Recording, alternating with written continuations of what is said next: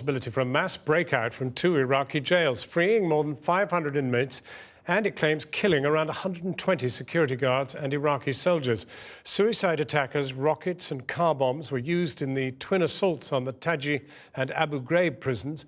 Our international editor, Lindsay Hilsum, reports on what happened and how the breakout will fan the internecine flames of Sunni and Shiite rivalry in both Iraq and Syria.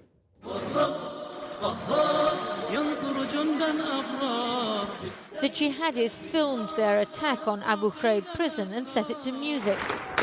You can hear the small arms, but they apparently used mortars and suicide bombs too, killing soldiers and guards. They say they freed 500 prisoners, including senior jihadi commanders who'll go back to fight in Iraq and Syria. What happened in Abu Ghraib is a flagrant breach of security because of incompetence and collusion. The senior leaders, officials and ministers are fully responsible for this security failure. This has also shown that the security forces are still in their infancy and haven't reached even 10% of what's needed.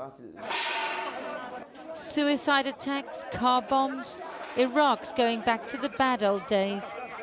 Violent deaths have tripled since last year. Sunni fighters allied to Al-Qaeda in Iraq are attacking Shiite mosques and neighborhoods. Shia fighters, some close to Iran, attack Sunni targets. Sectarian war has returned and finds its echo in Syria. A convoy of Iraqi fighters heading to Syria. Sunnis going to help their fellow Sunnis fight President Bashar al-Assad. Al-Qaeda in Iraq has supposedly merged with the Syrian group Al-Nusra. The two struggles in their minds being one jihad to create a caliphate. Not that they always pull in the same direction. They staged a kind of jihadi games in Aleppo last week. Syrians versus Iraqis in the tug of war. Closing the stable door. Iraqi police were checking cars near Abu Ghraib and Taji prisons today. The Iraqi government supports the Syrian government of President Bashar al-Assad.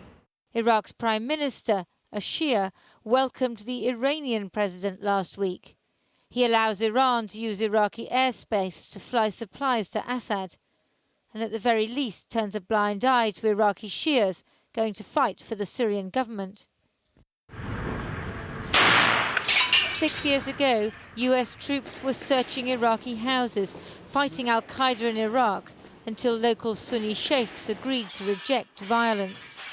That's ancient history. The jailbreak is a sign of how bad it's got. The Iraqi government has fueled sectarianism, and now the conflict in Syria is engulfing Iraq too.